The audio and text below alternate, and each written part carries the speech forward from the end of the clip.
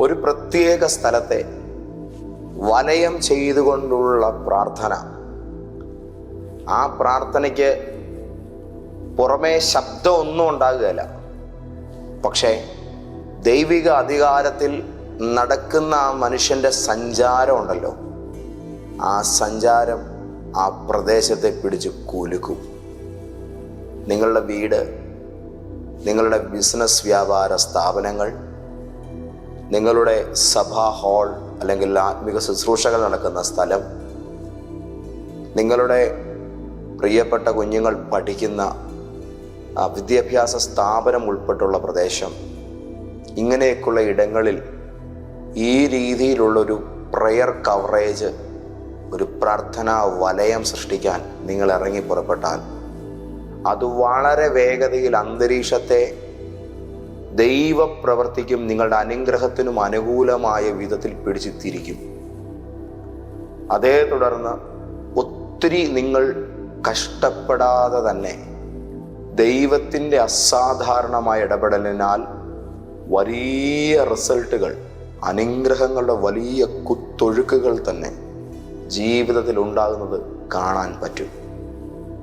കർത്താവിൻ്റെ വലിയ കൃപയാൽ ഈ കഴിഞ്ഞ കുറേ നാളുകൾ നമ്മുടെ ശുശ്രൂഷ കേട്ട് ഇതിൽ സിസ്റ്റമാറ്റിക്കായിട്ടും പ്രായോഗികമായിട്ടും ചെയ്യാൻ ഞാൻ പറഞ്ഞ നിരവധി കാര്യങ്ങൾ അനുസരണപൂർവ്വം ഏറ്റെടുത്ത് ചെയ്ത ഒത്തിരി പ്രിയപ്പെട്ടവരുടെ ജീവിത നിലവാരങ്ങൾ അവർ പോലും പ്രതീക്ഷിച്ചതിനേക്കാൾ അപ്പുറത്ത് മാറി മറിഞ്ഞിട്ടുണ്ട്. ദൈവാനുഗ്രഹം അവർക്കെല്ലാം കിട്ടിയിട്ടുണ്ട്.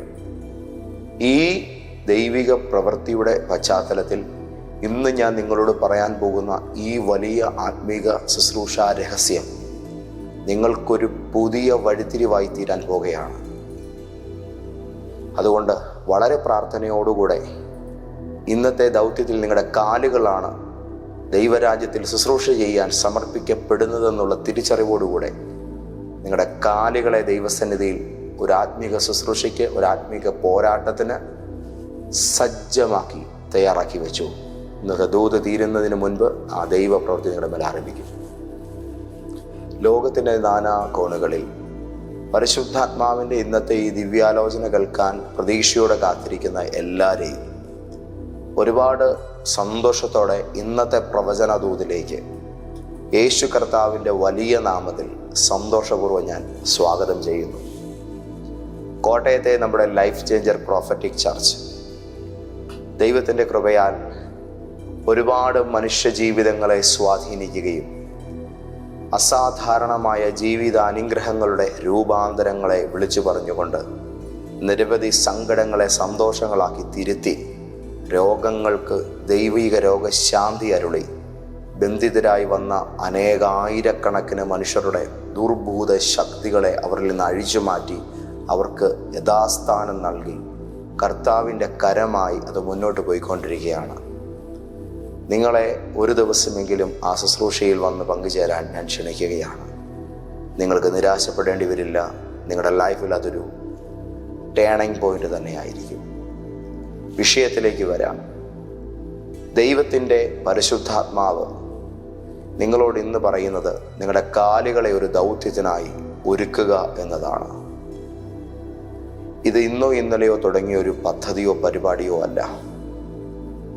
യേശു കർത്താവിൻ്റെ ജനനത്തെക്കുറിച്ച് പറയുമ്പോൾ തന്നെ പിതാവായ ദൈവം ഏദൻ തോട്ടത്തിൽ വെച്ച് പ്രോട്ടോ ഏവൻഗേലിയോൺ എന്ന സ്ത്രീയുടെ സന്തതി സർപ്പത്തിൻ്റെ തല തകർക്കുമെന്നുള്ള വാക്ക് പറയുമ്പോൾ വിശുദ്ധ ബൈബിളിൻ്റെ ചരിത്രത്തിലാദ്യമായി മുഴങ്ങിക്കേൾക്കുന്ന യേശുവിൻ്റെ ദൗത്യത്തിൻ്റെ പ്രഥമ സ്ഥാനം അലങ്കരിക്കുന്നത് യേശുവിൻ്റെ കാലുകളാണെന്ന് ഞാൻ പറയും.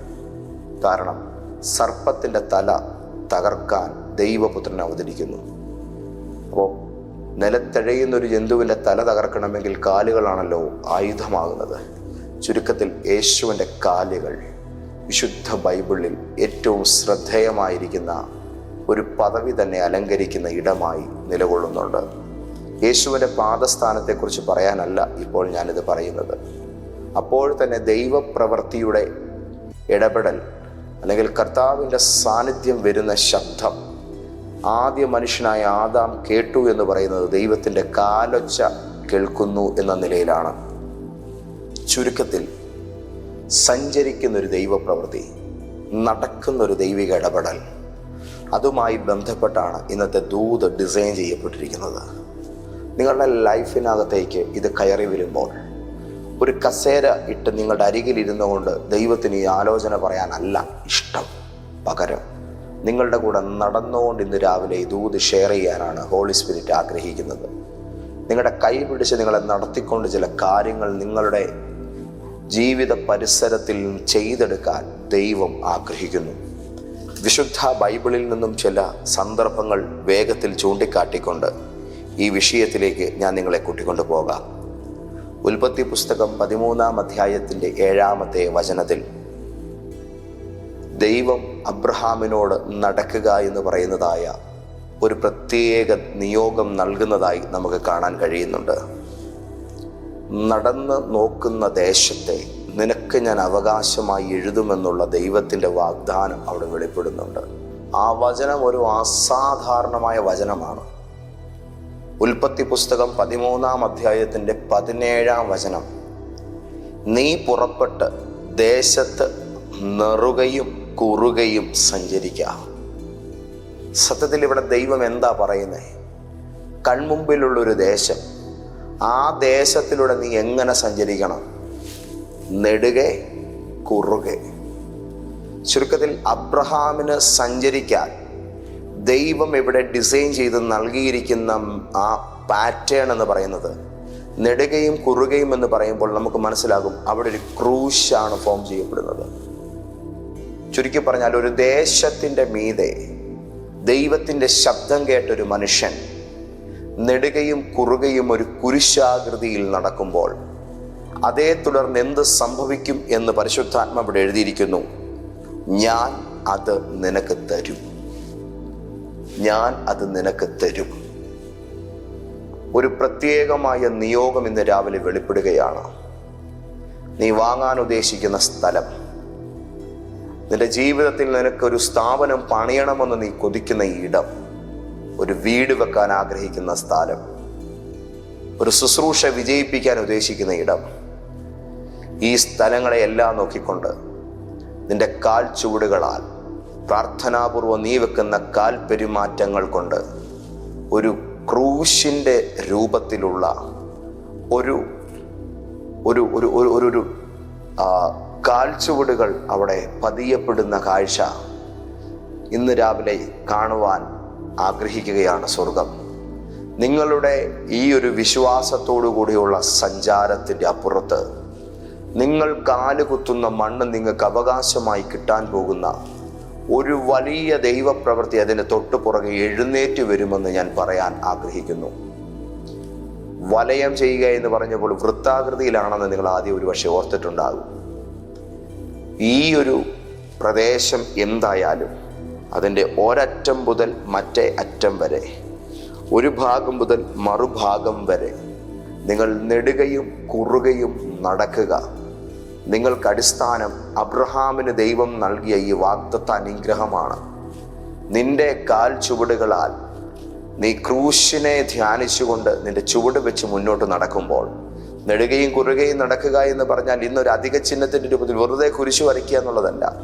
ക്രൂശിതനായി മരിച്ചുയർത്തെഴുന്നേറ്റ യേശു കർത്താവിനെ ധ്യാനിച്ചുകൊണ്ട് നിങ്ങളുടെ കാൽ ചുവടുകൾ ഏത് മണ്ണിൽ ചവിട്ടുന്നോ ആ മണ്ണിൻ്റെ മേൽ ദൈവത്തിൻ്റെ ഒരു ഇടപെടൽ നിങ്ങൾക്ക് അനുകൂലമായി ഇറങ്ങി വരും.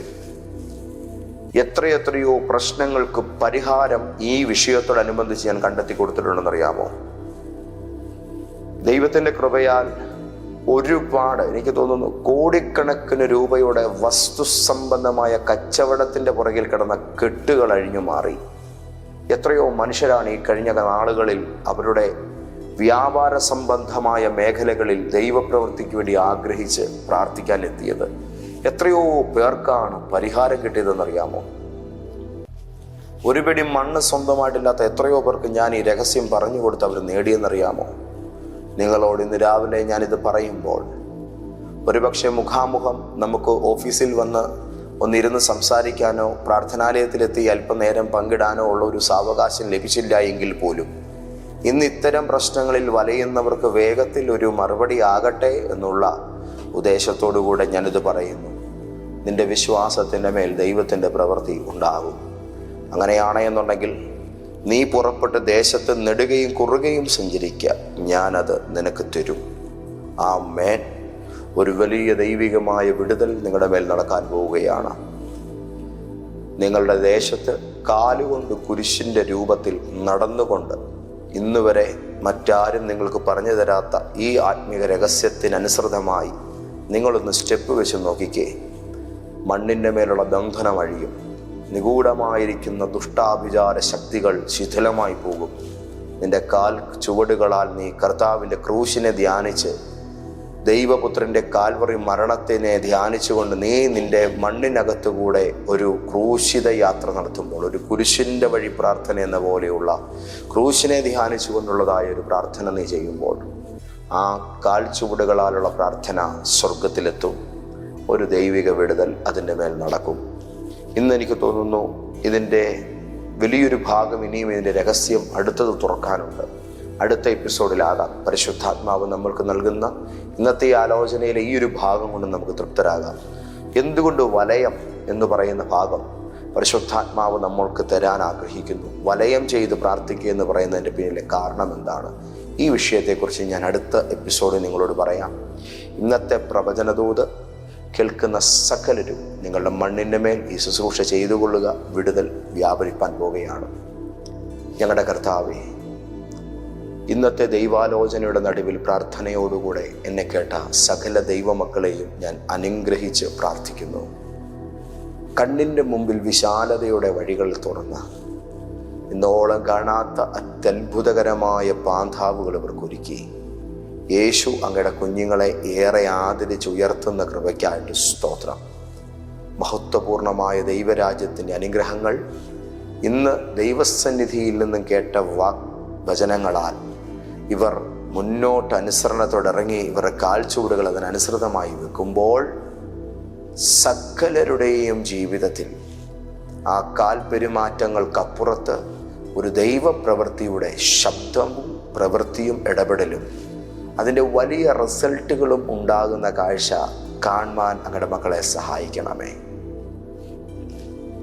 ഇന്നുകൊണ്ട് തീർത്തില്ലെങ്കിൽ അവസാനിക്കില്ല, ഞങ്ങളുടെ ജീവിതം തന്നെ കൈവിട്ടു പോകും എന്ന നിലയിൽ വലിയ സങ്കടത്തിൽ ബാധിക്കപ്പെട്ട് പ്രാർത്ഥിക്കുന്ന ചില വിഷയങ്ങളുടെ മേൽ കരഞ്ഞുകൊണ്ട് ഇപ്പോൾ ഈ ദൂത് കേൾക്കുന്ന കുടുംബങ്ങളോട് ഞാൻ പറയുന്നു, നിങ്ങൾ ഈ പ്രാർത്ഥനയിൽ ഈ ശുശ്രൂഷ ചെയ്തു തുടങ്ങുക. വിടുതൽ നിങ്ങളുടെ പടിവാതിക്കൽ എത്തിക്കൊള്ളും. വിടുതൽ നിന്റെ പടിവാതിക്കൽ എത്തിക്കൊള്ളും. വിടുതൽ നിന്റെ പടിവാതിക്കൽ എത്തും. അത്ഭുതത്തിനായിട്ട് നിന്റെ മക്കളെ അനുഗ്രഹിക്കുന്നു യേശുവിൻ്റെ നാമത്തിൽ തന്നെ. ആമേൻ, ആമേൻ, ആമേൻ.